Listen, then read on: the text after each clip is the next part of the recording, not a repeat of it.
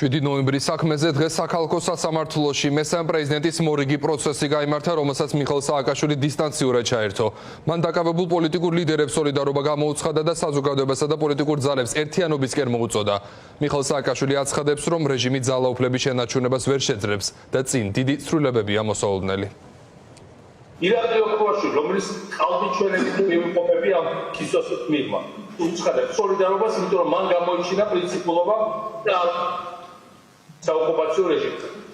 მამუკა ხაზარაძეს ძალიან ერთად წამოწდა, რომ რატო ალაპარაკება სააკაშვილის ციხიდან. ახლა თვითონაც არის ვისოდაც მიღმა მე უცხადებს სულ ადამიანურ სოლიდარობას და აღნიშნავს მის ვაჟკაცობას უარი თანამშრომლობა რეჟიმთან ყოველგვარ ამ დაცემას.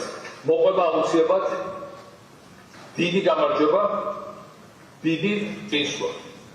ამიტომ ერთიანობა, კიდევ ერთხელ ერთიანობა, მე ძალიან ვაფასებ იმას, რომ არ თანამშრომლობენ არალეგიტიმურ პარლამენტთან, თუჩურე არ თანამშრომლობენ არალეგიტიმურ კომისიასთან პარლამენტში, ასევე არ შეგვიძლია თანამშრომლობა საარჩევნო კომისიასთან, რომელიც ზუსტად ასეთივე არალეგიტიმურია. ვამბობ, რას უნდა ვთქვათ ბეც. საზოგადოებამ უნდა შეძლოს თავდაცვის მექანიზმების შეთქმულება ძალადობისგან.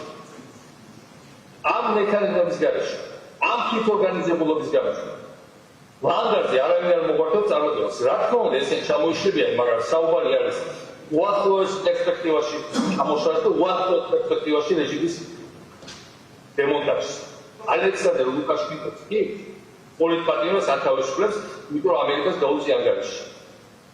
ირანის სიტუაცია დაგვანახეთ ამერიკას ვისაც ებორო რომ ამერიკის ზე ჩაესვენ და მას არანაირი ანგარიში არ გაუწიოთ თუმე ელჩხაც არ უნდა დაელაპარაკო ეს ხალხი ძალიან წარեց